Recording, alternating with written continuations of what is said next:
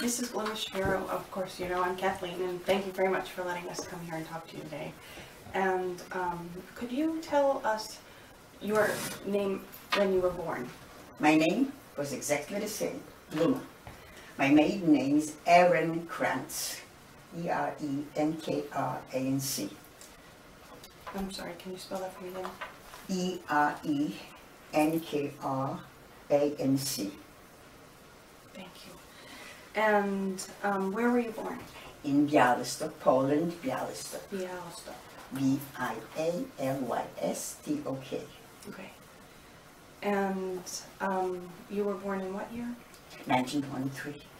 And what was Białystok like when you were little? Well, Białystok had 100,000 inhabitants, of which 50% were Jewish, and it was scattered all over the city.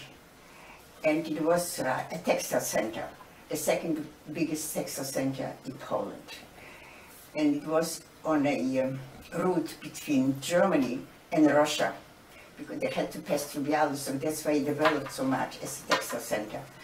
There were a lot of working people, so because of the textile center. There were many factories producing leather and all kinds of different kinds of work. It's a very well-organized workers' union because of those centers that were there.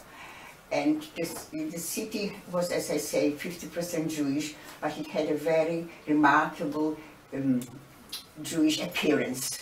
Jews were very active there, and there were many schools, of course. There was even a Jewish gymnasium, which was a rare thing in Poland at the time, which, by the way, later was closed. But while I was growing up, it was still there. And we had many schools and many youth organizations. There was no television, of course, don't forget, at the time. So we spent our time in different kinds of organizations, very much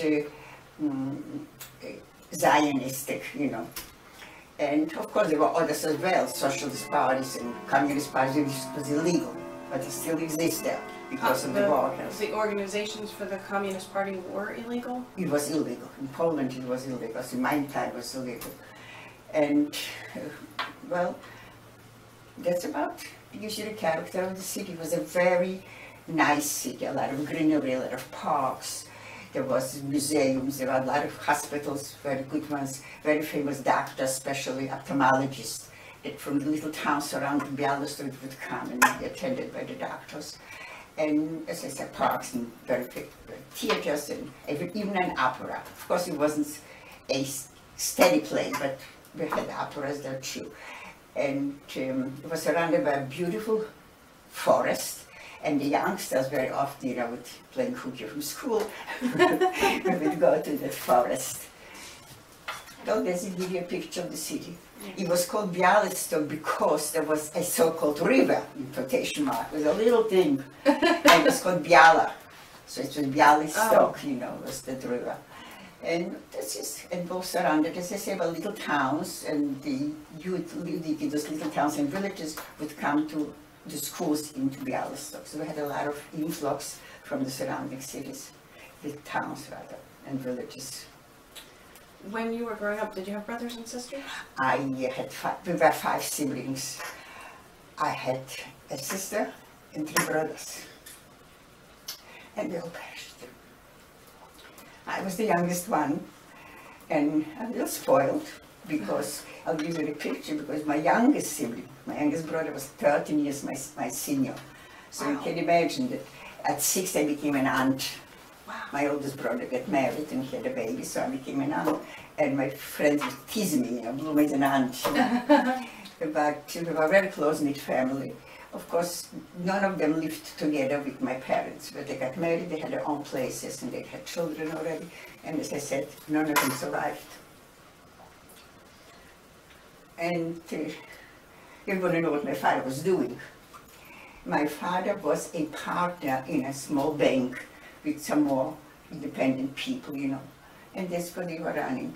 My brothers were, one would work for the government, the other one was with my husband, with my father, and my youngest brother was very religious. So he was also running a store where they were selling yeast. So he was the manager of that.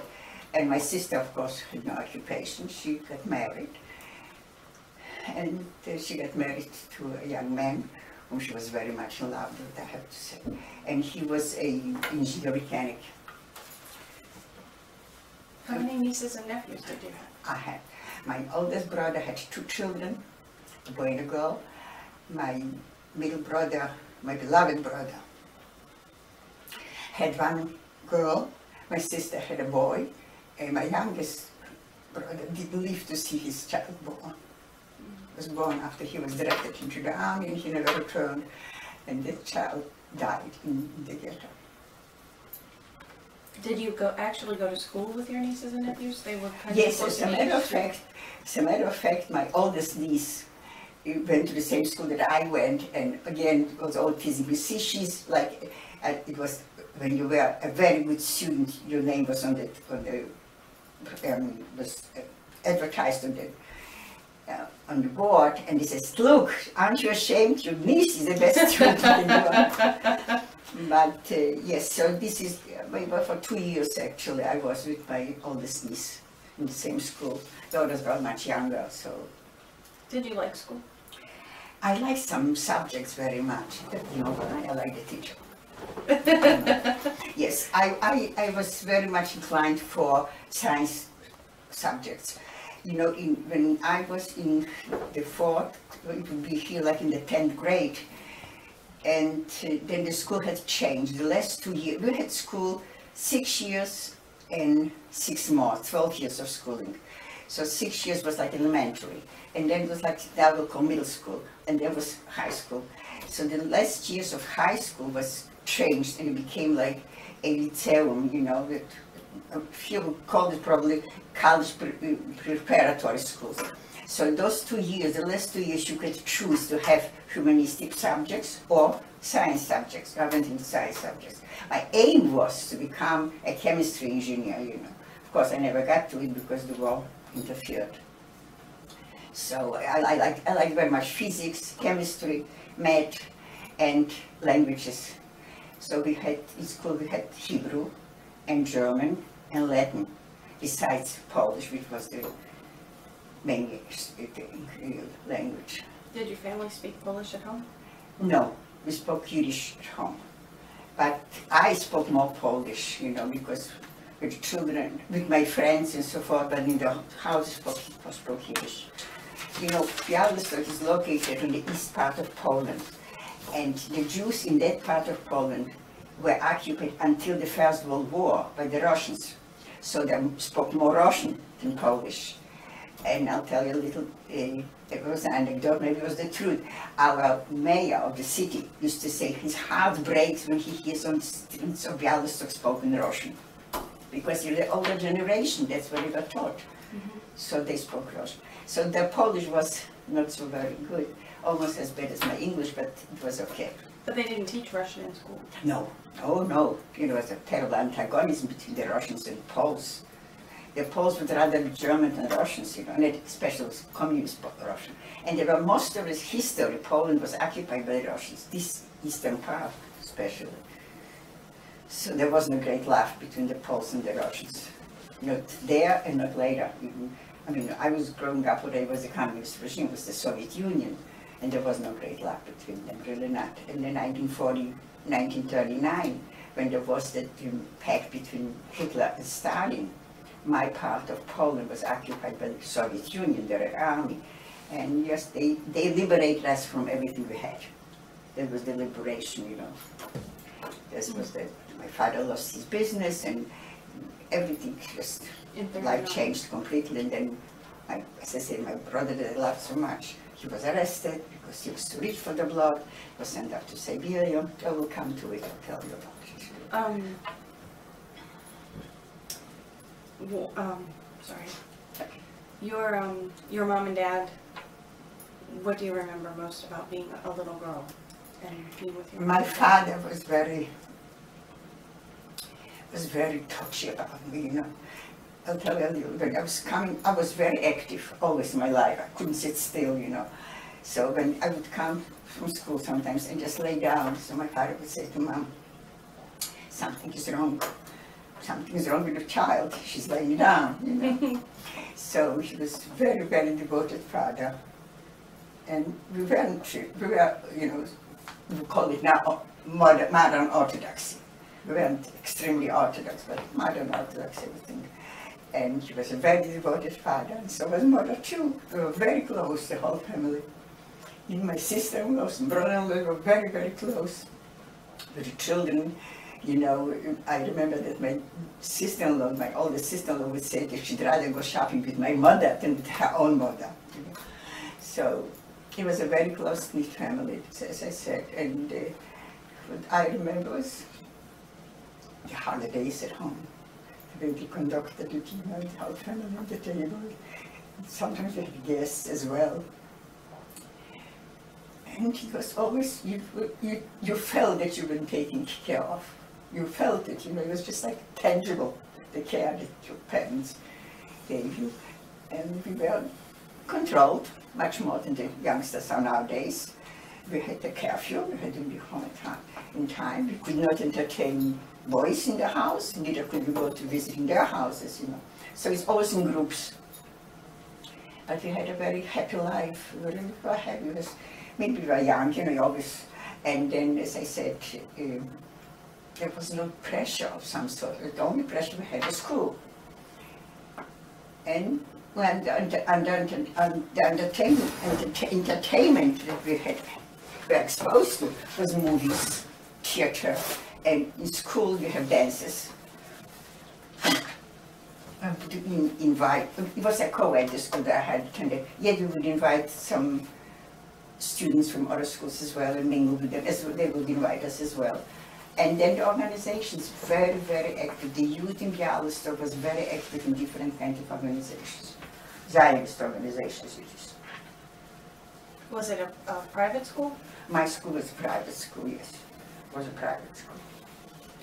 It was hard for Jewish children to attend government schools. It had to be a very, first of all, because it was free.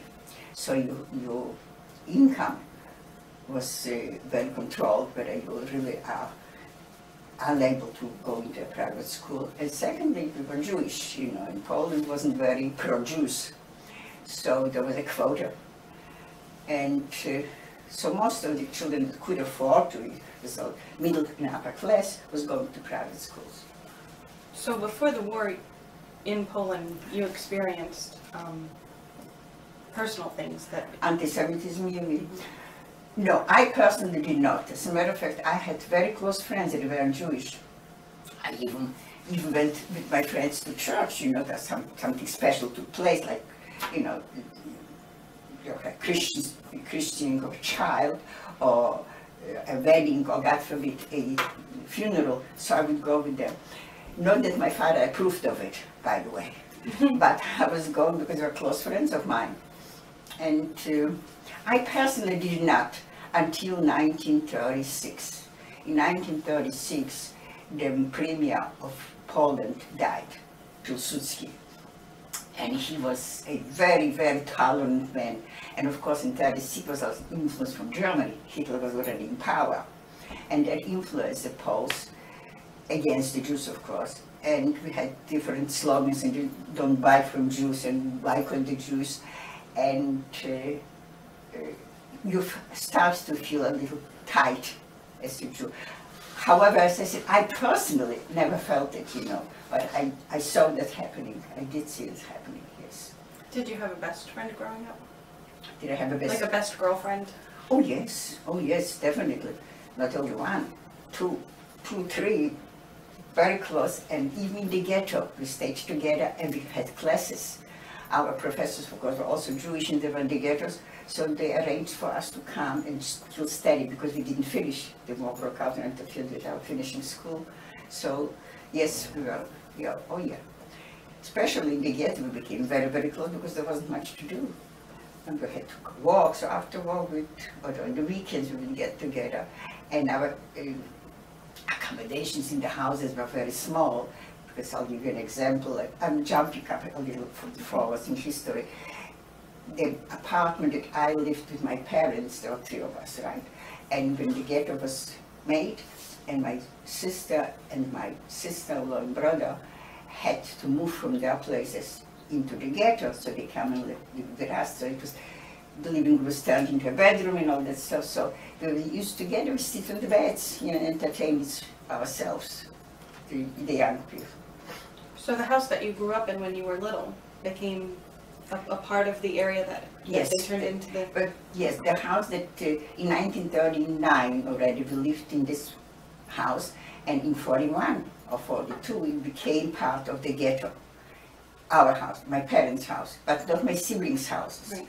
So my sister and brother-in-law and my brother and sister-in-law and my other brother and his wife, and even his wife's parents had to move into the house. My oldest brother moved into his in-laws. Also, their place, not place, but they changed the place with non-Jews. They gave them their apartment, their house that was outside of the ghetto, and they changed the house inside. So he stayed with them. So you had yourself and 12 adults and then all of those children? Well, that wasn't so bad yet, because as the ghetto was making smaller and smaller, people were taken out, and streets of the ghetto were taken away, we had more people coming here. So at the end, when the ghetto was liquidated, we had about 25 people living in the same quarters. Wow. What was the house like when you were little? Well, I had my room, and it was a living room, a dining room, a kitchen, and 2 bedrooms. So everything was converted, and was sleeping on the floors and so forth. So while the ghetto was moving closer, more people would come in, and streets were taken away. And that's what it was. It was a certain amount of meters. I don't remember how many meters was per person. It was allowed so many meters per person. So that's what it was. And it was 39 that they changed. 39, the Soviet Union occupied this part of Poland. So the ghetto was established? No. 1941, when the war between Germany and the Soviet Union broke out. The Germans occupied our city. It was September the 1st, the war broke out. The Germans attacked Poland. And September the 8th, they were already marching into Bialystok. And the Russians were out. So this is when all the stories have started. How the ghetto was built maybe a month later, or 6 weeks later, when there was the proclamation that all the Jews have to be concentrated in a certain part of the city, which normally would house 10, 15,000 people. Now 50,000 people was to be living in that part of the city. Of course, it wasn't long that the 50,000 became smaller and smaller, because there were different roundups and the people were taken out, you know. But this was it. And then the ghetto was built. And of course the Jews had to provide work as well as material. And the ghetto was surrounded by a fence that was built made from a wooden fence. On top was wires, and they had 2 entrances in the ghetto. And there was a Jewish militiaman inside of the entrance. I'm sorry, Jewish militiaman, and a soldier outside of the ghetto, always with a gun, with a machine gun. And as the ghetto was, before the ghetto was built, actually, already different kind of restrictions took place as far as the Jews are concerned. So the first thing was, of course, the Jews were to wear the yellow star with the name Jude, with Jew, front and back, and if somebody was caught outside without it, was shot on the spot, and it happened. And you couldn't walk on the pavement, you had to walk in the middle of the streets, you couldn't go into the park, you couldn't sit on the, there was orders that dogs and Jews are not allowed, you know. And of course immediately there was a shortage of food. We were assigned very little rations, so in order to somehow supplement, we used to go out and work for the Germans in order to have some kind of contact with the non-Jewish populations, and would take out a tablecloth or a pillow or anything else, you know, to exchange for some food and bring it into the ghetto. Also, people were working in the ghetto because some factories, textile factories and leather factories remained within the ghetto, so people were working there already.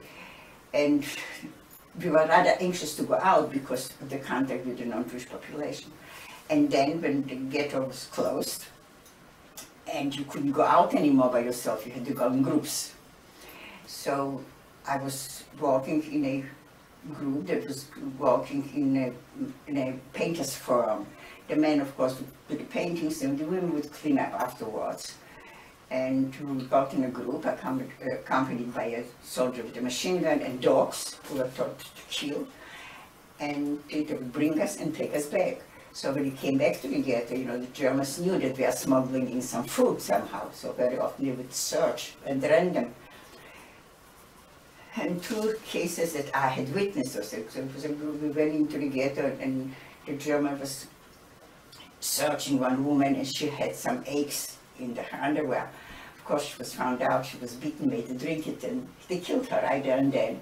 Another incident was when a man had some oil, and it wasn't Western oil or Mazola oil. They made him drink it. It was machine oil, and he was also killed there. And at one time I came in, you know, they had organized a Jewish council. It's called the Judenrat, a Jewish council, in order to be the liaison between the Jewish population and the German occupants. So if they needed workers, they would get through the Jewish council. It was in the center of the ghetto. The members of the Jewish council were all prominent Jews, the rabbi, the German, and so forth. And at one point, you know, I came back from work with my group, and there were gallows across from the Judenrat, from the Jewish council building. And when I inquired what is happening, because 3 people were hanging, and they said they were caught with smuggling in some sunflower seeds. They were walking in a plant, was making oil from sunflower seeds, and they were caught with some of the sunflower seeds, and that was the punishment. And of course, roundups, council that took place in ghettos, as I mentioned before, and we had people that were taken out on Wednesdays and on Thursdays, and then we had a special kind of 2,000 Jews were rounded up and taken out on a Saturday, called them Saturday Jews. And this time they made it a little different because they asked for ransom. If the Jews will ransom them, the Jews will be freed. Needless to say that anybody who had anything of value still, you know, a ring or bicycle or radio or whatever it was, brought it to the Jewish council in order to ransom the Jews. For the ransom was paid, but the Jews never returned. They were killed right the same Saturday out on the outskirts of the city. And such numbers took place constant. That's why the ghetto was less population and more people into the same quarter, because as the population grew smaller, streets were taking off from the ghetto. It was a bit smaller. And well, I'm already in the ghetto. Is that what you wanted to keep talking about? Well, I don't mean to jump around, but I wanted to go back and ask again about when you were younger. If you don't mind, sorry. It's okay. It's fine. I'm very proud of my age because I wasn't supposed to be here, you know, and I'm still here. I'm very thankful. When you were talking about being little and that you're. And when you would come home from school and you would be tired and you would lay down and your dad would be concerned about you, it sounds like you had a very special bond. Aside from just normal everyday homework and those kinds of things, do you have special memories about things that the two of you got to do together? With my parents? Yes. When the holidays come along, I would go to the synagogue with my father. Because it wasn't customary for women. Now all women go to the synagogues too, you know, but it wasn't customary in Poland. So how did you get to do that? I just went with my father, not with my mother. Oh. I went with my father, and I was staying there with my father, and I liked it very much to stay. And my father was very respected, you know. So it was the custom that the women didn't go? No, not like here, that every Saturday the women go, you know, the sisterhoods, you know, there wasn't that, no. The women would go only on the high holidays or when there was a memorial of somebody who passed away. Otherwise they wouldn't go, no, it wasn't customary at all. And I would go with my father. And when something was taking place in the city, let's like a fair or something, I would go with my brother. And as a matter of fact, you know, my parents never went to an interview, you know, when teachers was calling for an interview. It was only this one brother who did it. very active part in my schooling, you know, and all that. And even his wife, when she got married, she also got involved with me, you know. She was teaching me different songs and all that. And spoiled me some more, you know. I was really spoiled, I really was. That's good. I don't know, but, you know, the war made me grow up very fast and forgetting about being spoiled very fast. So I had wonderful memories in the home because, as I said, they were all older than I. If somebody declined to give me something, I wanted to get to the movies, and I said, I need $1. I didn't walk, and it wasn't customary for students to walk as it is here. And I would go to my father, I want to go to the movies. You went last week, you can go this week. So I would go to my brother. And my brother said, no, I'll go to my brother-in-law, you know, so I always had my way. I really did. Did you really like to go to the movies? Oh yes, I love to go to movies, for sure. And but another thing, we couldn't go to movies but on the weekends because of school. Friday night, Saturday. That's the only 2 days that we could go to school because we had school on Sundays. That was before the Russians came, that the schedule has changed. But I'm talking about the time when it was Poland. So we used to go to the movies every Saturday night. Very often the dances in the schools, different schools. So we were going there. And then in the afternoon or in the evenings, we would go, not too late in the evenings, again, it was curfew. We had to be home not later than 11 o'clock. And not because it was fear, like you're afraid to get out here. No, it wasn't. You had to come because school started at 8:15. So you had to get up in the morning and go to school. And then my grandmother lived with us for a time. And because I was so spoiled, you know, I couldn't give my mother pleasure that I'm eating breakfast, you know. Sure. So my grandmother would bring me some food to school and she would say, I'm not going to tell your mother, go ahead and eat it. Whose mother was she? My mother's. Yeah. She was a very, very smart woman and loved me a lot. Again, she was saying, don't sell yourself cheap, you're too beautiful, you're too smart. Remember that my grandmother. Did you have a boyfriend then? Oh, one. Several? Yes, I had boyfriends. Yes, I had boyfriends. Yes, I had that too. Unfortunately, none of them survived. Now, one did. They were sent off to Russia when the Soviets came. He was also too rich for the blood. They sent the whole family off to Siberia, and he survived. And then after the war, 1945, yeah, they returned back to Poland. But by then, I already met my husband. So it was just in the past. And I visited with him in Israel. But we had a very beautiful life as young people. We had no cars and no televisions, and yet Did you listen to we read radio? a lot. Yes, but we read a lot, an awful lot, which I still do to this day. Did they have radio programs? Yes. Or was it? Radio programs, music, News? yes, yeah. News, yeah. It was in papers, of course, newspaper, a lot of newspapers in Yiddish and in Polish, you know. Yeah. And if you knew Hebrew, it was in Hebrew too. What did you usually do with your mom if it was just the two of you? With my mom, when my mom wanted me to learn how to cook, how to be a housewife, so my grandmother would say, live Habib, when the time will come, she'll know. I liked, for instance, on Easter, our Easter holidays, I don't know if you're familiar with it, that you have to change dishes and all that. You know about it, Rachel? Pesach. Yeah, Pesach. Okay, Yeah. you said Easter, I was like... No, not Easter, Pesach. Yeah, So we have to change dishes. I love to do that. I love to help my mom put out the dishes, take the everyday dishes, put on the Pesach dishes and set the table. I love to do it, but I didn't like to stay in the kitchen and cook. That I didn't. And as I say, my grandmother would always take up for me. She said, let her be. When the time will come, she'll know. What kind of food did you have for the holidays? The same kind we have now.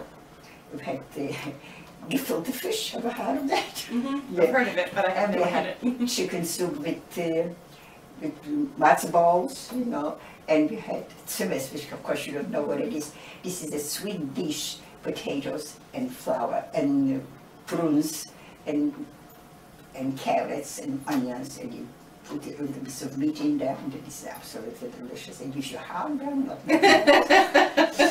and of course fruits and all the rice. And we had mad at the time, it was very popular for Pesach. But What is that was popular? meat was called MEAD, meat. It came back now, as you can see it sometimes in the stores. But this was done home. Mother used to do it, as well as the matzah, you know. We used to bake it ourselves. This not personal, but had to go to the bakery and order, and it was done there. It was a wonderful time. Pesach, I loved, I still do, I liked that holiday very much. So we used to go to the bakery and bring back, and eggs galore, because all you have to eat on Pesach is eggs. So, and you know, everything had, you couldn't go to the store and buy like pickles or horseradish, you had to make it yourself. So I used to help them because I loved Pesach. It was a beautiful time because the whole family would come together. And the children, it was just, yeah.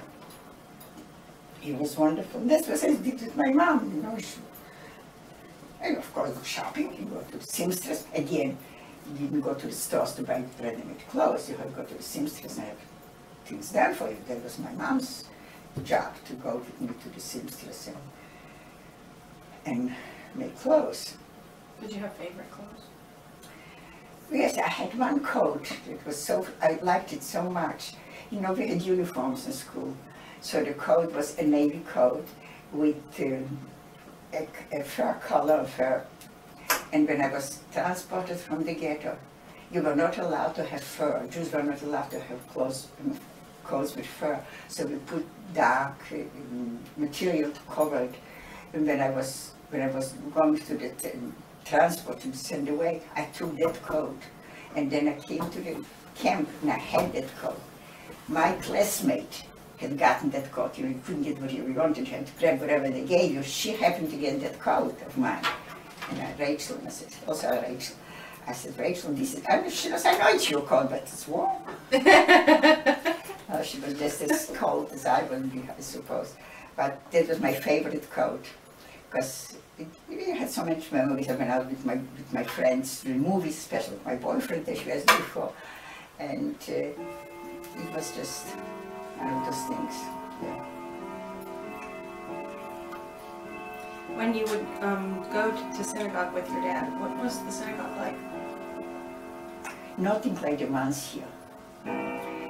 As I said, there were no women. So the men were just, I mean, and there was the center, in the center was, have you ever been to Jewish synagogue? So in the center you read from the Bible, from the Torah, and there was always a rabbi, always. And the rabbi did not deliver sermons, but somebody else, one of the congregants, would deliver every Saturday another sermon. And come holidays like Simchat Torah, you know, when we go around with the Bible, with the Torahs, walk around, and then girls were allowed to come too, and have this flag with an apple on side and a candle in the apple, and we were marching around the synagogue, the center, and the bima, which means the Torah was read, was always in the center. Here it's only done in Orthodox schools, synagogues. But in Poland, was every synagogue had we call it the bima, which is like the stage, was also was always in the center. And then there was the Western Wall. You saw people on the roof. Mm-hmm. Remember, the Western Wall was very honorable to sit there. So my father had a seat, and it was for a whole year. It was all the families sit. So when the boys grow up, my brothers, they would join the same place, stay there. And I can see it just now at the center. And as long as I can remember, my father went to the same synagogue. We moved from different places in the city, you know, far away from the synagogue. My father used to go to the synagogue. As a matter of fact, September 8 or 19 was when the Germans marched in. It was just Rosh Hashanah, Jewish New Year's, and my father was coming from shul. He says the Germans are already in the city. So he was coming from the synagogue, you know, they were already in the city. It took 1 week and they were there. I just didn't believe. Well, that was in 1939. Then they left and they came back in 1941. In 1939 they were just for a few days because it was they had the pact made with the Soviet. Why don't you sit down? He said, are you okay? When the Soviet made up with the Soviet Union and German, the eastern part of Poland would be under the Soviet occupation, the western part under Germans. So they came into Bialystok for a few days, and they were out. And the Soviet Union came, and the Red Army came, and as I said, liberating us from everything was good. So I remember my father came and said, and this summer, in July and August, we were on vacation, and we used to rent a place in the woods, not far from the city. And I'll tell you something about it too. I had a bicycle.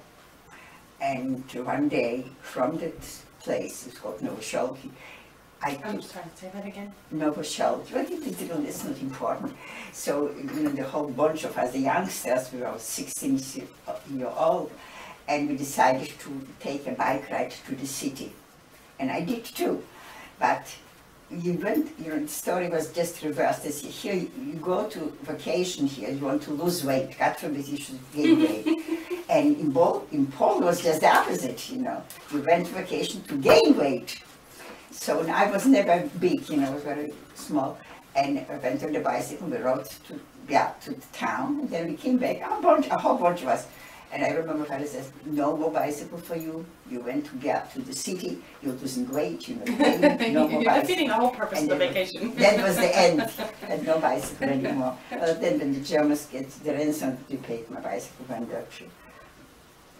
You said that the synagogues there didn't look like the synagogues here. It wasn't this elaborate. It wasn't? No.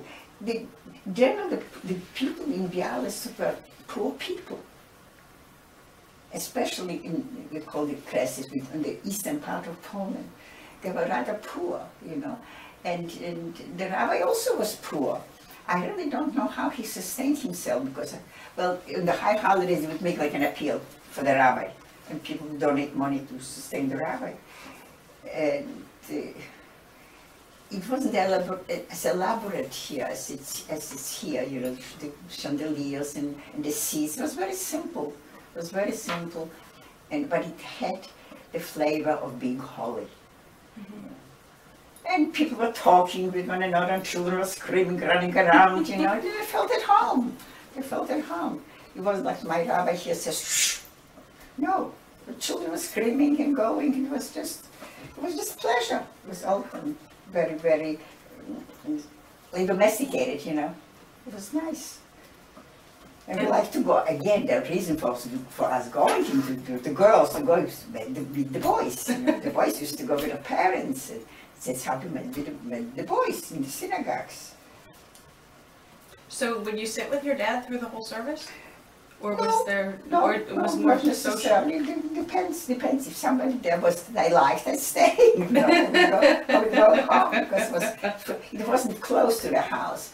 But we were used to walking, we used to go to school, we used to walk everywhere. There was no such thing as getting a bus ride to school, God forbid. In Bialystok, the winter was very cold, we had a lot of snow and low temperatures. We walked to school, and we used to wear like knee highs, and our knees were red from the frost. It didn't matter, we just got used to it, and that's what it was. It was normal. So I walked home. There was no fear that something will happen to me if I'll go home by myself. But we usually went in groups, a lot of girls, a lot of boys were just walking around the streets. So your father always went to the same synagogue, but there were others? Oh yeah, there were many. There's about 50,000 Jews living. But another thing I want to tell you, that there was no reform movement at the time. Before the war, in Bialystok, there was no reform movement. There were all the ultra-Orthodox, and now we'd call them the modern Orthodoxes. We also didn't have any, I don't know if you're familiar with different movements in the Jewish religion, the Hasidim, ever heard of them? So our city didn't have any. No? Not, the eastern Poland didn't have any Hasidim. It was central Poland, south. You would see them dressed special, but not in our... Why do you think that is? I'll tell you why. This is something that goes back into Jewish history. The part of Poland that I come from, and some of the northern parts of Poland, northeast of Poland, was occupied in the 16th century by Lithuania. And the Lithuanians were very much progressed in secular literatures and secular culture. And the secularists, of course, were always antagonistic against the very orthodoxy. So this part of Poland were rather, we call ourselves progressive, you know, because, as I say, because influenced by the Russians and the Lithuanians, we were called Litvaks, actually, you know, that call us up to now, you hear, oh, you're from Goucher, you're Litvak. Yeah, I had Galicia, called me somebody a Galiciana, you know, because that was the empire, the Hungarian Austrian Empire, and they were much more, so to say, educated because of the empire. The Russians and the Lithuanians were not. You know, Russia was very backward. So this is where it comes from. So the very ultra Orthodox, like the Hasidim, didn't feel comfortable, so they didn't come. So they were settled in Galicia, which is the south of Poland, and the center, the capital had a lot of Hasidim. I never saw a Hasid until I came to America. Wow. Because we didn't see them. And again, we didn't travel as much as we travel here, you know. That's just not how I imagined. When you had said that you had a lot of activities, that with no TV and those kinds of things, there were a lot of activities, like not just free time to play and time to do homework, but organized. Yes, organized activities. Like I said, lessons and. We belonged to an organization. It was like Scouts. We were Scouts, and we used to come there. We had classes in Hebrew and Palestiniography. You know, talking about Palestine at the time was no Israel. Talking about Palestine. And the aim was to go to Palestine. You know, to settle in Palestine. So this is what they taught us about the geography and the history of Palestine. And then again, there was co-ed, women, girls and boys, so we used to have dances, we had shows, we could have shows, and then at certain holidays we used to have a fire and singing different kinds of songs, you know. We were busy, we really were busy, and really enjoyed our youth, I suppose. And besides that, the school too. The school also provided us with dances and shows and choirs. And then we had different circles. We had a German circle, and a choir circle, and a geography circle. So we met after school, after classes, and we would do something. Like geography, we would organize to go into a village and learn about the village, how it came to be, or how our city came to be. Or we'd go in social studies, we'd go to factories. We also had plenty of it, and learn what's coming there, and then we had to report on it. You see, I can see my teacher, probably geography teacher, talking about it, you know, and so we were very occupied. The school kept us very busy, and then we had the organization, as I said, that we belonged to.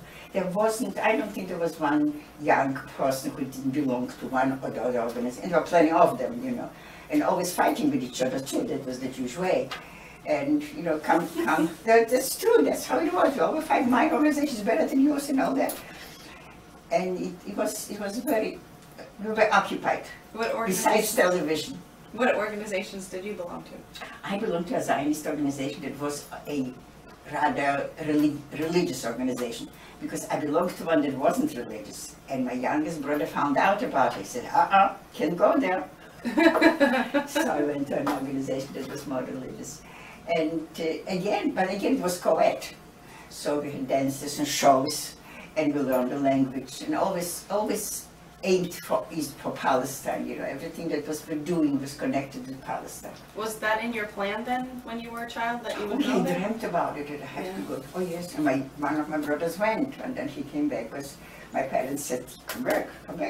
Because there was very close forever, very close. I said, I don't know, maybe it was good, maybe it was bad, maybe he would have not come back, he would stay in Israel, maybe survive, but then again, people were killed in Palestine at the time too. What did he think of it? Who? Your brother, when he came back and told you about it.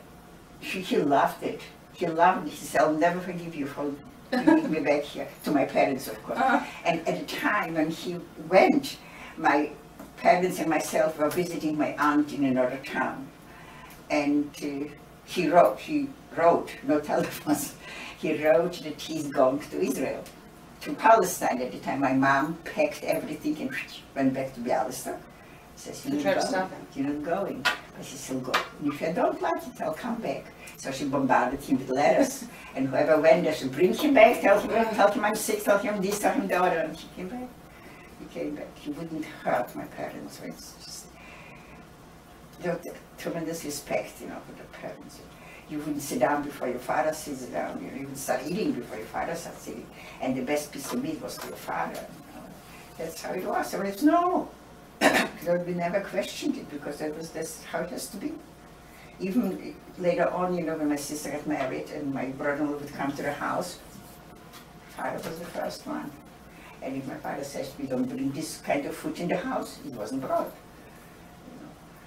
So it was a tremendous respect for the parents. And my grandmother, of course, too. Did you have a favorite relative growing up? Did I? Well, I just told you, one of my brothers. He was my favorite. I'm sorry, I was thinking about maybe your aunt, because you had mentioned her.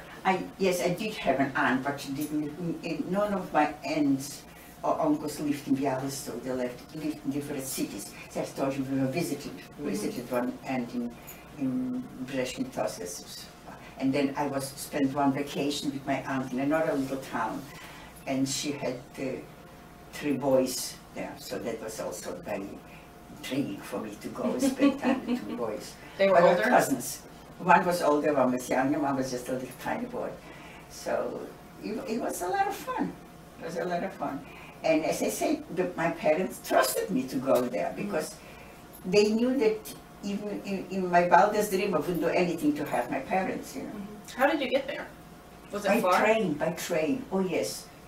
You know, I mean, considering Poland, it wasn't close. I mean, several hours of train. And I came back, and they spoke a different dialect. When I came back, I absorbed their dialect. I was only there for 2 months, and I came back and I spoke their dialect. You know, it was something.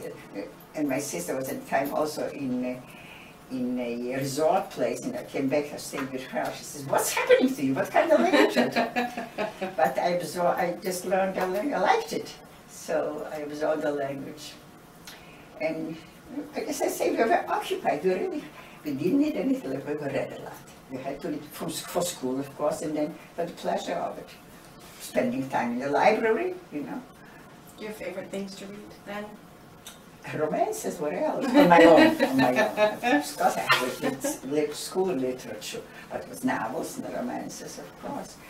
And we were very romantic anyway.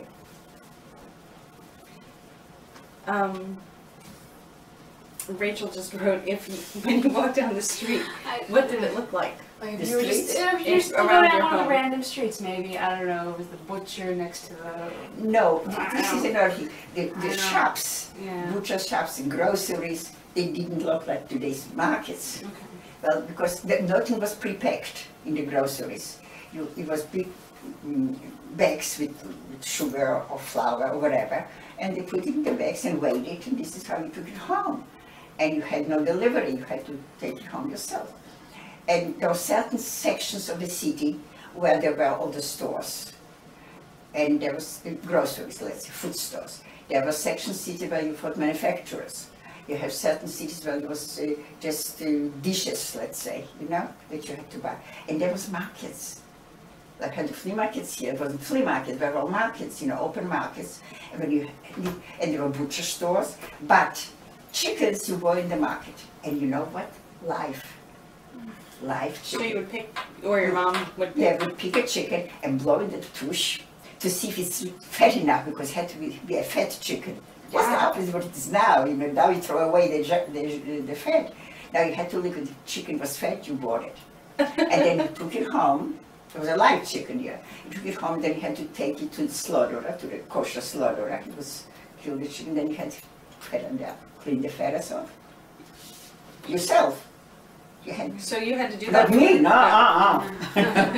But Mom used to do it all. Good, your grandmother stepped in and got you out of the kitchen. Right. A gentlewoman would come in and do that too. Not only for us, she would do it for the whole yard of many people living there, all tenants. She would clean up their certain days. She would come in and clean up the chickens. And then when a holiday was approaching, like Pesach or Rosh Hashanah, you would buy, let's say, a turkey, and you would raise the turkey and feed the turkey in order to make her full and full of shear. It was just the opposite what you have now. But I think it was the same thing in America in those days.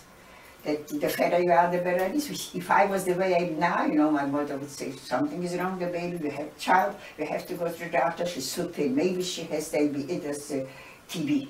Why is she so thin, So that was just, the attitude was completely different, the mentality of the people were different.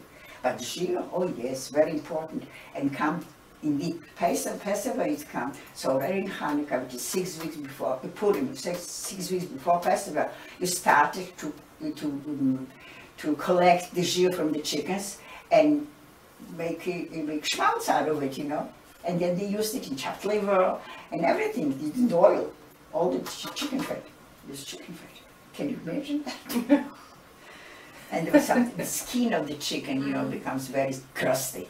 We call this grievous. And they were so good, but they could kill you. From cooking it?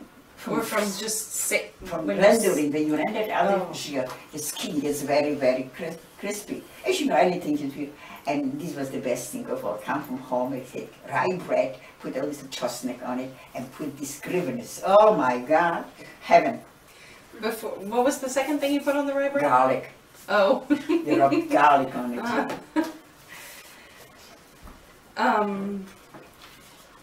Sorry.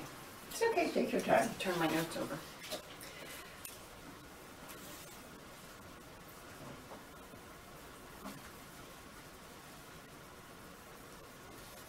I ran out of notes.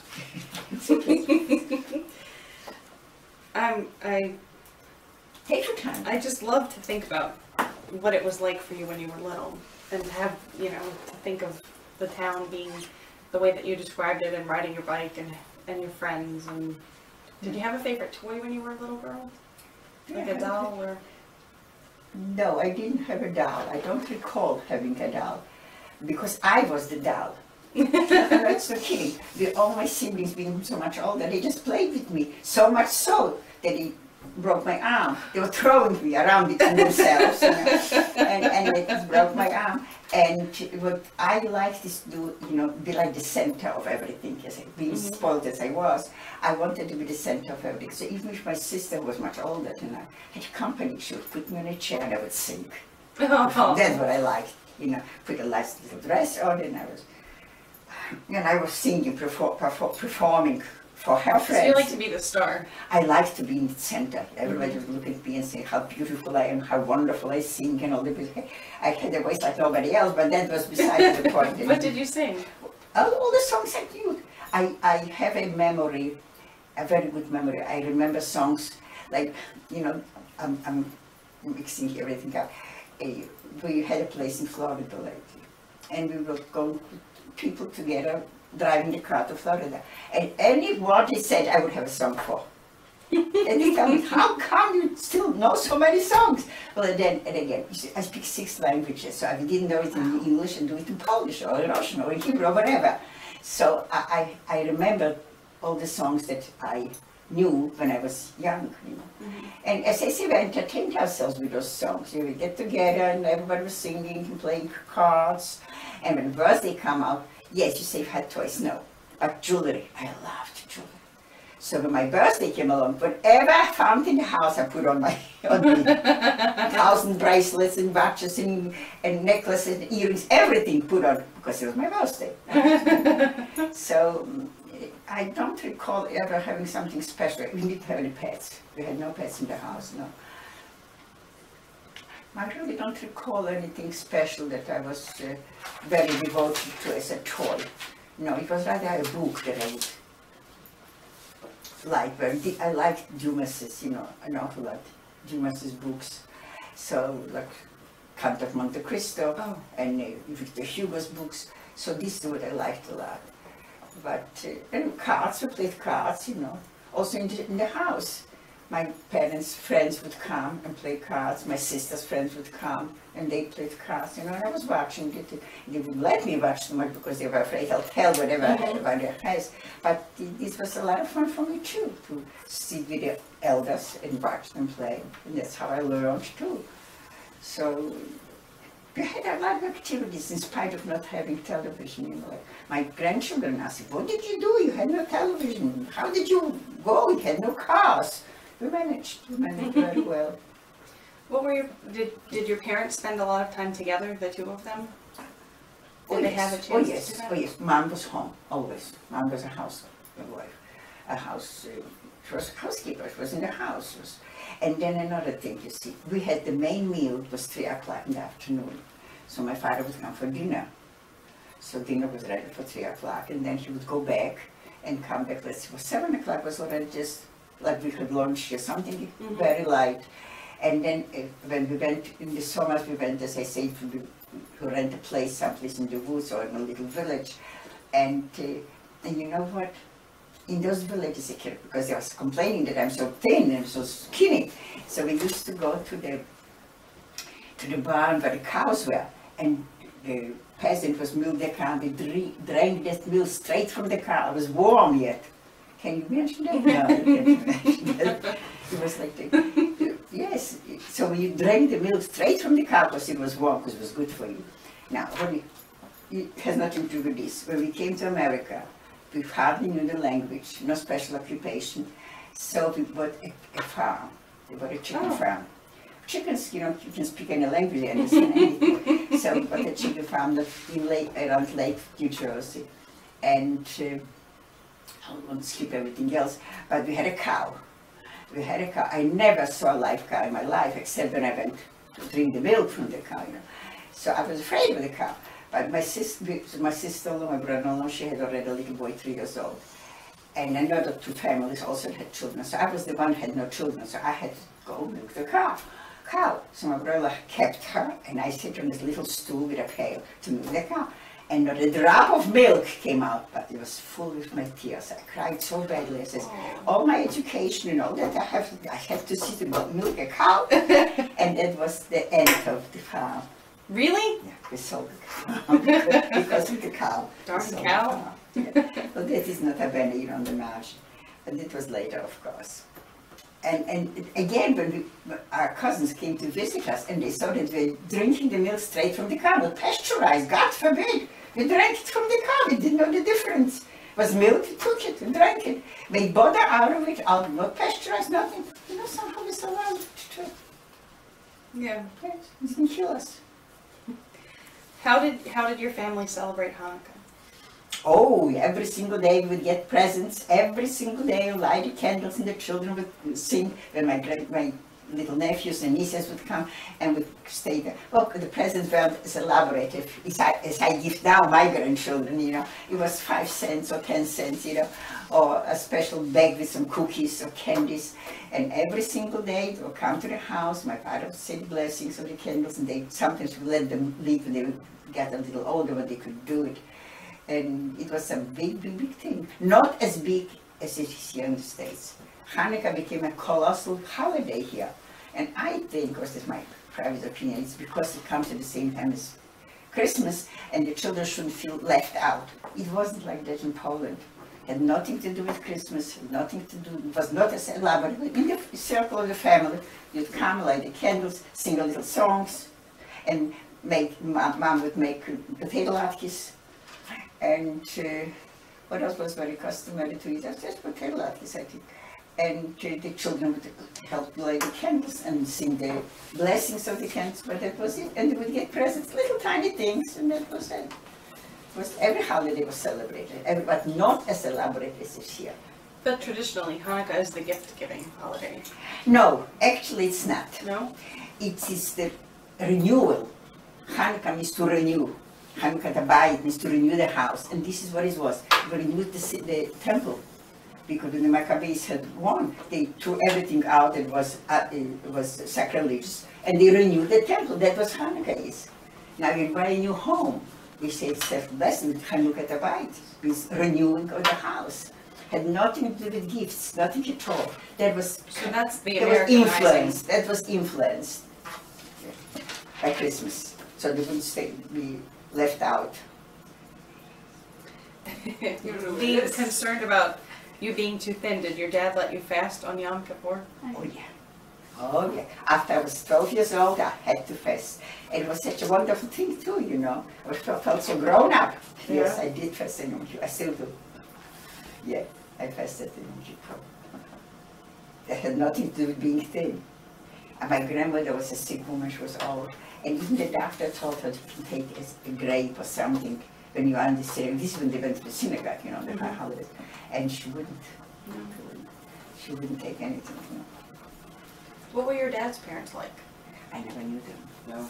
I never knew them. The only grandparent that I knew was my grandmother, which was mother's mother. I never knew my parents. I never knew my parents. They, you know, my whole family comes actually from another town, because Brzezinski. This is where we visited my aunts at him. And there was a colossal fire in the city during the First World War. So they left the city and came. All my siblings were born there. I was the only one that was born already in the outskirts after the war. They were all born there actually. So I never knew my grandparents, but my grandmother. Long grandmother, yeah. What subjects did you study in school? I know you started to tell me. Well, we had math, physics, chemistry. Then we had science. We had Latin, German, and Hebrew. Math, of course, and that's it, right? That's all the subjects. Geography, there are social studies, but we had history separate, geography separate. It was no such thing as social studies. We had geography, we had history, and yeah, that's about covers it, right? Yeah. But a lot of poems that we had to know by heart. That really exercised our brains, you know. There are poems that I still remember. And we were reciting them. Tell in German, it was German poems, you know. In Polish poems, you wouldn't understand it. You're right, I wouldn't. No. And, well, it was a great demand from us to remember. A lot of things to remember. And I was even spoiled in school. You know, I was a good student. And my closest girlfriend was a little backwards in math, and I was very progressed in math. And I was sort of like the, I don't know how you call it, you call it the pupil of our math teacher. And the teacher's pet. The teacher's pet, right? I was the teacher's pet. So I would take advantage of it too, you know. So when my best girlfriend was sitting next to me, the seatings in the classes were a big table and 3 children at the same table with 3 chairs, and everybody had like an open drawer to put your stuff in. And she sat next to me and she says, she didn't know how to do this math. I would do it for her and listen to that. I really had a nerve, I come to think of it. And I would write down on my paper, I didn't have time to finish. I had a headache, I couldn't finish it. And I got away with it too. Do you think your teacher knew that you were doing your Well, work? she knew that I know the subject, but no, I don't know. She never let me know whether he knew or not. I don't know whether he knew or not. Yeah. Did you get to play, like, you know, play ball or go swimming after school? Swimming not. Swimming was dangerous. I was the youngest child, you know, so it was dangerous for me to go swimming. So I didn't go swimming, but we went to, what did you ask before? Play ball. Yes. School, we had gym, you know. In gym we played, well, softball, we played softball. There was no baseball in Poland, we didn't know about it. And it was called two fields. So we had to throw the ball. And volleyball, we played volleyball too. And then we had gym, we had classes, gym of course, yeah. And we learned how to ride bikes in school too, and then we had choirs too. You learned to ride bikes in school? Yeah, on gym. Gym classes we would have that. And then we had shows which consisted only of gym, exercises. But a whole show we put up. Yeah? Oh yeah, it was beautiful. I was in it too. It was very nice. And I said, the school kept us busy. We were anxious to go to school, you know, because there was so many things taking place there besides teaching and learning. And the satisfaction if you put your teacher, you know, this is normal in every school, I'm sure. So. What did you do in the show? In the gym show? Oh, I was one of them who, we were building a house, but in exercises, you know, and I was one of the pillars. Yeah? Yeah. It was very nice. And not only did we do that, but we put it together with a poem. And every participant had to say a part of this poem. It was in Yiddish. And you know what? At my wedding night, I recited the whole poem. Really? I remembered it, and I recited the whole poem. Yeah. That was at the wedding, you know.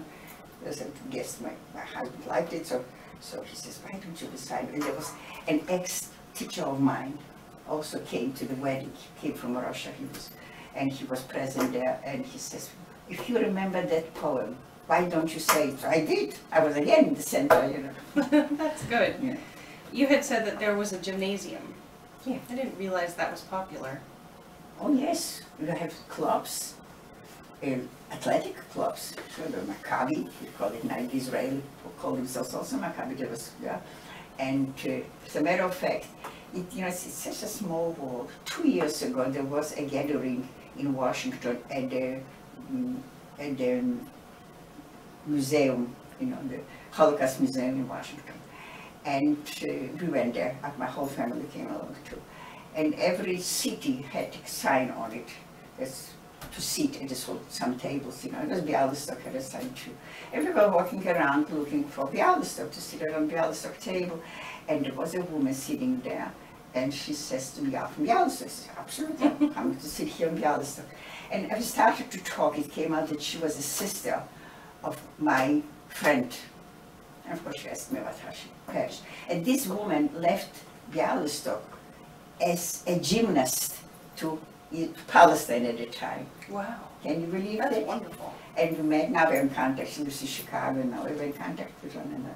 But this was what it was. It was actually many clubs, many gym clubs, and youngsters were very much involved in it. This football was very popular. Soccer, we call it, you know, was very popular. And we, the girls, would come and watch the boys play, too. The soccer, and, you know, root for them, for the ones that we wanted to win. Yeah, there was a lot of ball playing. So volleyball was very popular with the girls, and football was very popular with the boys. And then we had another play. It wasn't softball, but it was 2 fields. It was called 2 fields. You had to knock the ball into your opponent. You know, and that was boys and girls played that. It was also in the curriculum. That was all part of. Sounds like dodgeball. I don't Where know. you hit the, Maybe where so. you, well, You have to throw the ball and knock Into out the other opponent. person. Yeah, but it was 2 groups, right? Well, maybe that was it. And well, as I say, soccer was very popular among the boys, and we used to go to them. Virginia was in the forest. Was the play? The fields was there, and we used to go walk. It was quite a walk too. But who minded? They had to see the boys.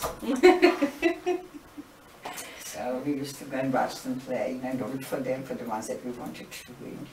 Sometimes it was funny because my schoolboys were playing against another schoolboys, and my boyfriend was the other schoolboy. Who do you root for? It was a conflict, you know. Conflict, you don't know who to vote for. But it was a lot of fun. Well, when you're young, everything is funny and good, and you know, no problems. The only problem was school. You have to be good in school, that's all. what was dating like? No tete-a-tete, also always in groups, in the organization. So you would, Well, 4 of us or 6 of us, 3 boys and 3 girls, we come together into one house, and we have, like Hanukkah, we used to do it later on when we get older. We used to go into one house. Every year somebody else would make it, and we'd play different games, boys and girls. And then, if you were lucky enough, one boy would take you home, you know. And Hanukkah was very cold and snowy, so we said incidents. I remember one of my friends, not a boyfriend, but a friend, he lived across the street from me, so we were walking to the house where the party was to take place. I had boots on, but he carried my fancy shoes. No. So we came into the house because I changed it. There I met somebody that I liked very much, so I made him take me home. So the one that took my shoe was very insulted that he brought me. It wasn't nice. I had to go home with the same one, but I didn't. So just little incidents like that, you know.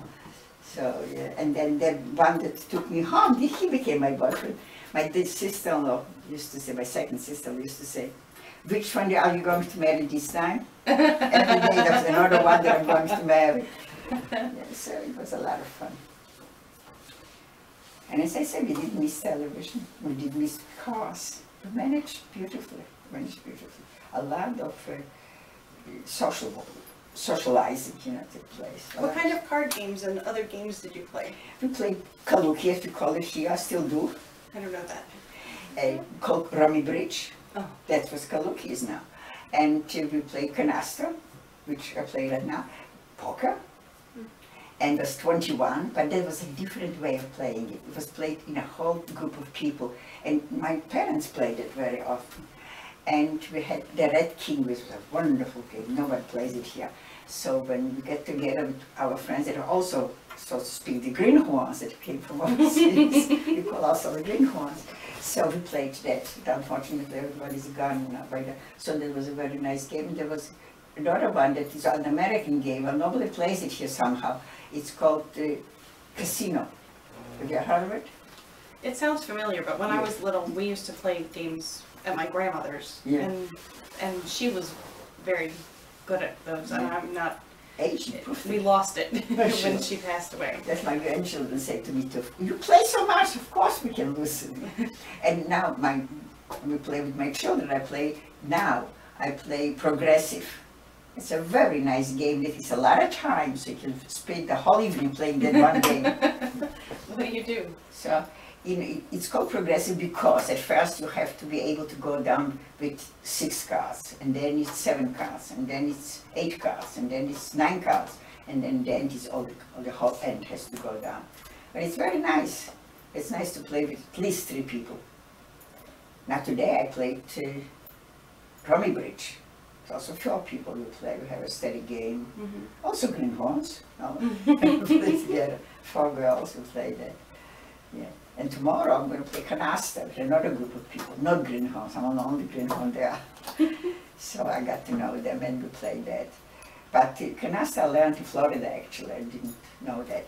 But we play games. The Red King is a beautiful card game, really beautiful. But you really have to know how to play. You have to remember the cards, because only 32 cards play, from 7 to ace up. And it's very nice game. But unfortunately, nobody to play with. The men used to play with the men, you know, couples, all gone. So, and that's what we played too.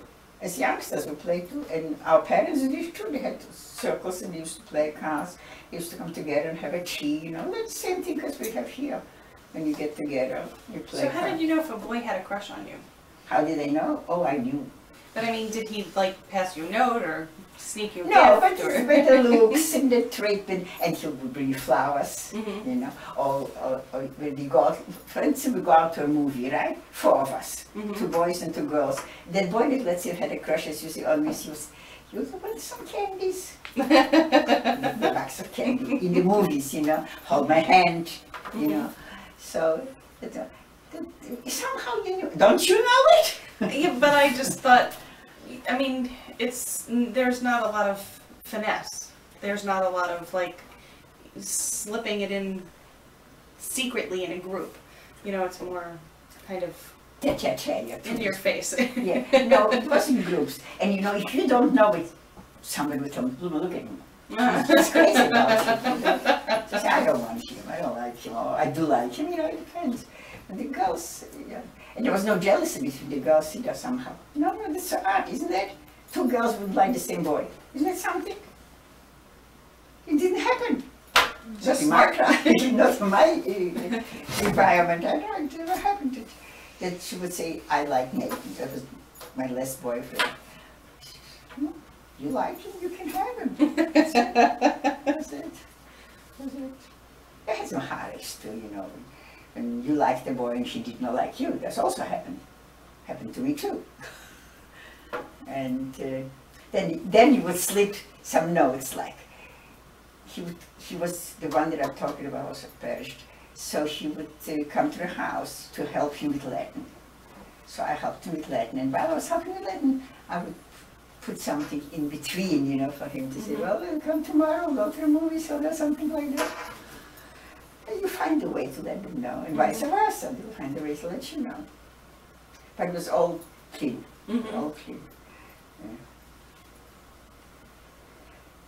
And again, yeah, because we couldn't be out too late, and we could never visit a boy in his house, never. We didn't talk about it. We would go in the vicinity of his house. Maybe he'll come out and you'll be able to see him, you know. Yeah, it was. You think of ways if you want to, you know, you think of ways to become very original, and you can invent things if you want to.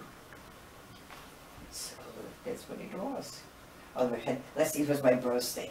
Never invited boys to your birthday. So we'd come back, you know, organization, and put something from the birthday candies or chocolate or toys, put it in his coat. It was this from Bluma's birthday, let's say, you know. So he knew that I was thinking of him.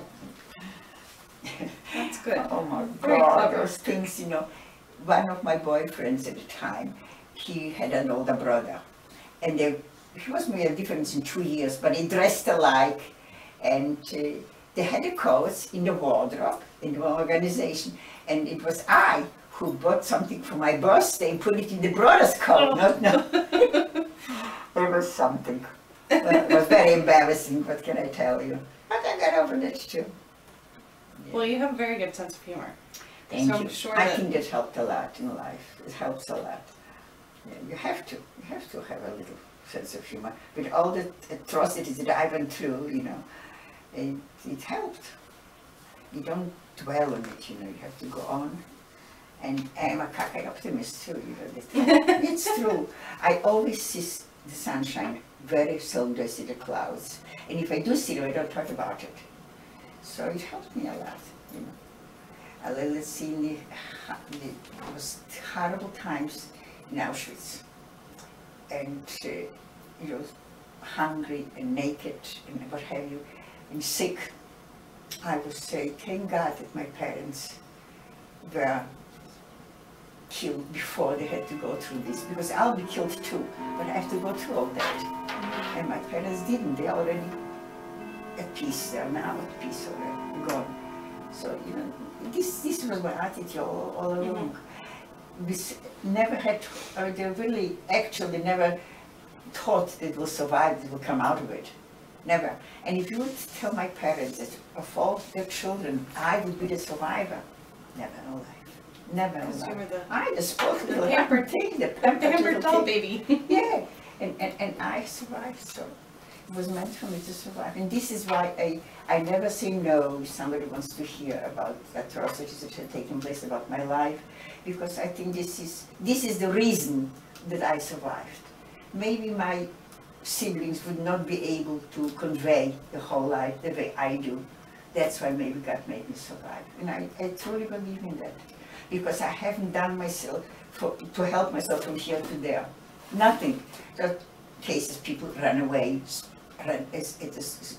jumped from their cars, and fought for a piece of bread, stole from one another in the inmates in the camps. I never did that, and yet I survived. You see. So this is what I think maybe I have to do it. It's not easy. It's not easy, but I have to do it. Back to the earlier times, do you know, I mean, obviously we've talked about your mom's mom, and that your dad's family was from a different area of Poland. They all were from the same area, but not from the others. Right. So your mom's family was from that other area also? Yes, yes. Do you know how far back generations your family is from Poland?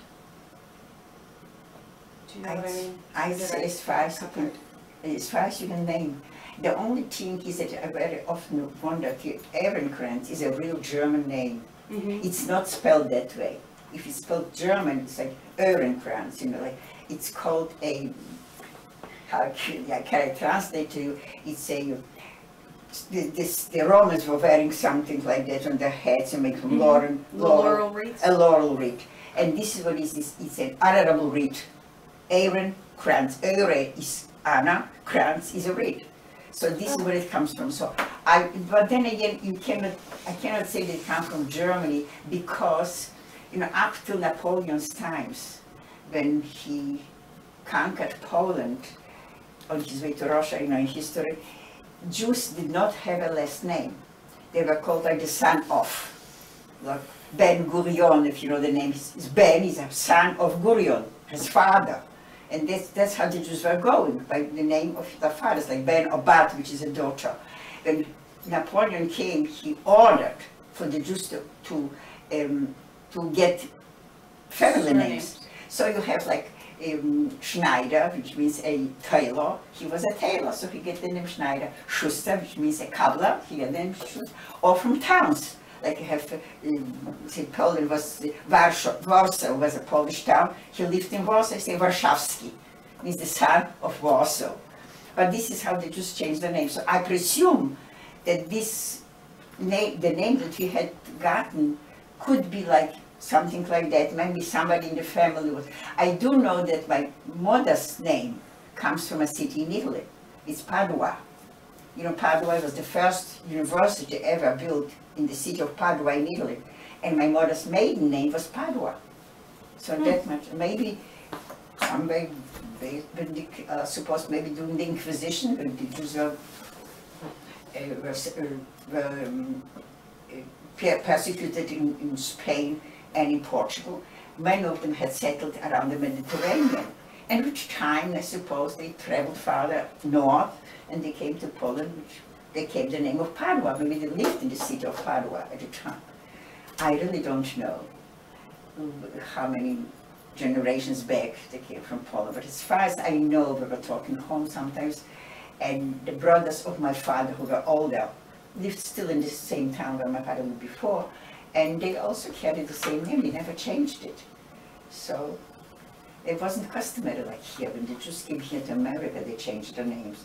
First of all, was the pronunciation. You know, they could pronounce it. I had friends who came here, their name was Tykotsky, and nobody could pronounce it, so they changed it for Tucker.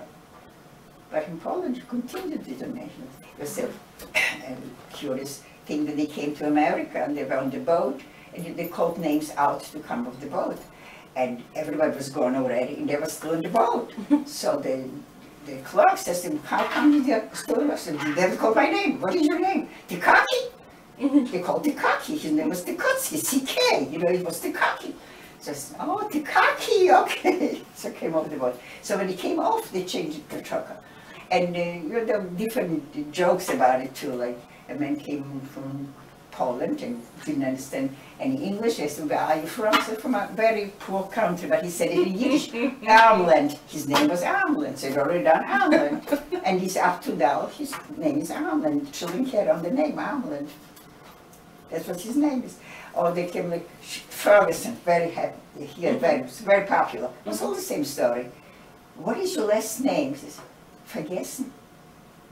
Which means? Forgot. I forgot. So Ferguson was Ferguson. So those are the stories with different names. So, it's a story with a spelling, they couldn't spell it, so it was Ferguson. You'll also find out that my name is Shapiro now, right? Mm-hmm. And in Philadelphia, they call it Shapiro. They spell it with an I, it's Shapiro. They spell it with an E, it becomes Shapiro. But I spell it S-H-A-P-I-R-O. They would call me Shapiro. I mean, we were in Florida, for instance, and they called me Shapiro. I never responded to it until I find out that this is how they pronounce it. So, you know, in America, the language is different, and it's a story with the spelling. Nobody knows how to write anything if you don't spell it. Mm-hmm. Because everybody spells it in a different way, you pronounce it differently. So, but in Poland, it was just, Polish is a hard language in pronunciation, because Polish and Russian, from Slavic languages, because they have so-called, they call it szczypiaście zwuki, like you have to say, skrzynka pocztowa. Can you say it? Mm-hmm. I know, pszczola. The only thing I can say in Polish is "Yacha kocham." Yeah, Chicago. That's good. I love it. This I love it. But this is easy because there is no sound like sh, sh. We have this, all the Slovak languages. You have that, and it's very hard to pronounce. So, but still, we pronounced it, you know. And it's. I work now with the Russians because I speak Russian. So I work now with the Russians. For them, it's very hard to speak English, to pronounce it. They can't understand. You know, English is a very hard language because you write it differently, pronounce it differently, you spell it differently. They can't understand why they say knife. Why is a K in the beginning? Knee. What do you need the K in the middle? You know, and some things like that. Sometimes you spell it as an I. Sometimes you say E. What's going on with the language? It's hard for them to learn. So the same thing is reversed. It's hard for Americans to learn all the Slovak languages because of the sh and sh. It's hard. Can you say skrzynka pocztowa? Never. What does that mean? Skrzynka pocztowa. Postcast. The post.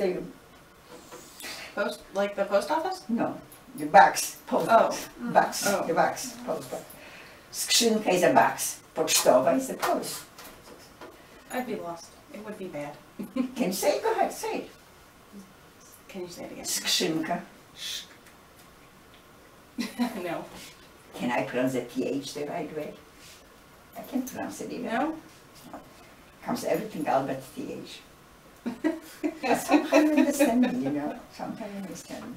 And, well, it's not pszczola, which is a bee. It's harder yet, isn't it? Try it.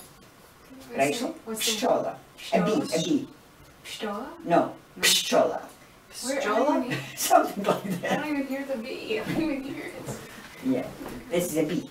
A bee, you know, a bumblebee or whatever. Oh, no.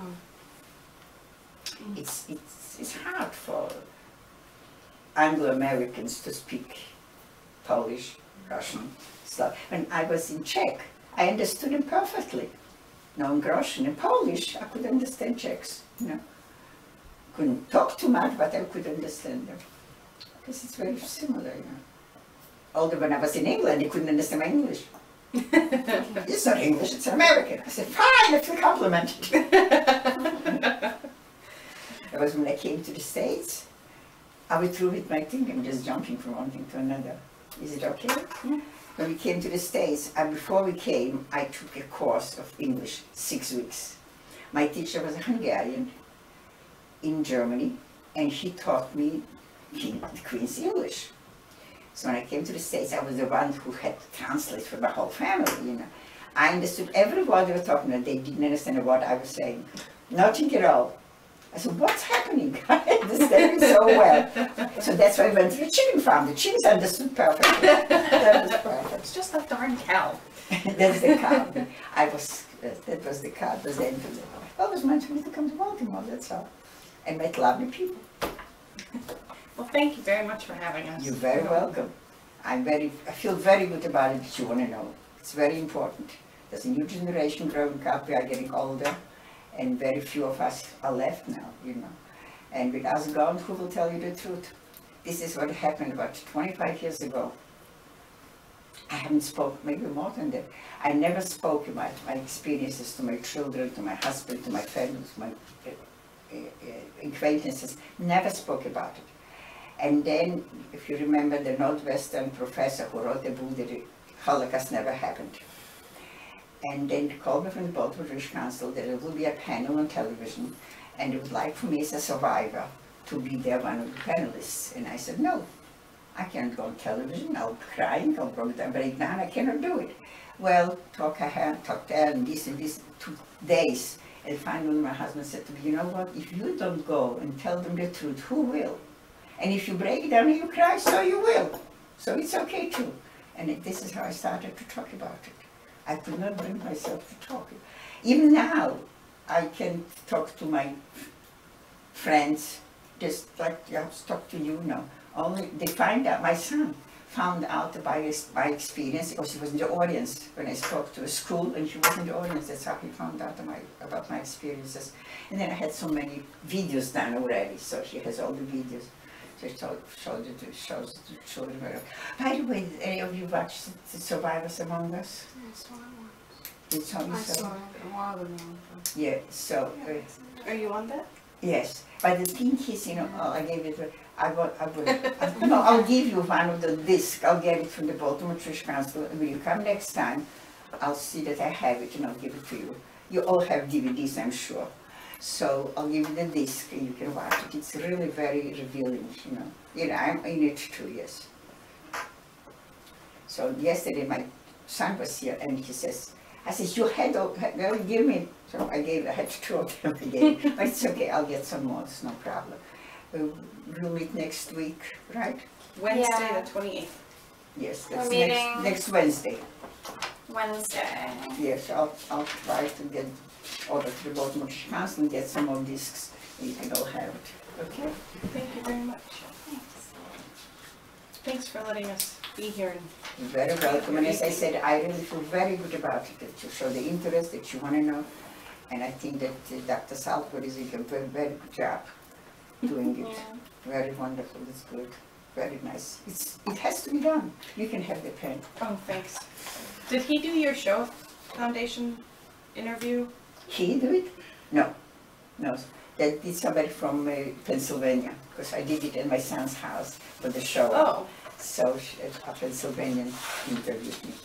And all those, you know, tapes and all those DVDs out with my son, because I don't have to have it, I know that. So the children have it. It was once the good use of it, they had an exchange student from Germany a few years back, from Stutthof. And she had no idea what it was in those days. It must have been about, I'd say about 10 years ago. And she knew nothing about the Holocaust. And then she watched one of my films and it was very good. She had to know about it. So they watch it.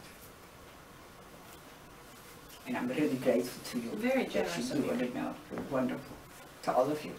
And I'll try to get you some of the discs so you can have it and when you feel like watching it, you may watch it. It's interesting, you know. It's all Baltimoreans, survivors. A different kind of survivors, kinder transport and people who had jumped under the train and all that. And I was the one from Auschwitz, you know. I survived. well, I found you. Because I got so tongue-tied when we were on the telephone, I thought I needed to reassure myself, and I found this about you. Yeah. Where did you find it? The Show Oh, the- Foundation. Oh, yeah. Wonderful, good, very good. So now I can say anything, you know everything about it? I know nothing. It's okay. Yeah. I know nothing. It's okay. Less than nothing. Can I offer you anything? A drink or I'm very sweet, can't you? You can't say no to everything, for heaven's sake.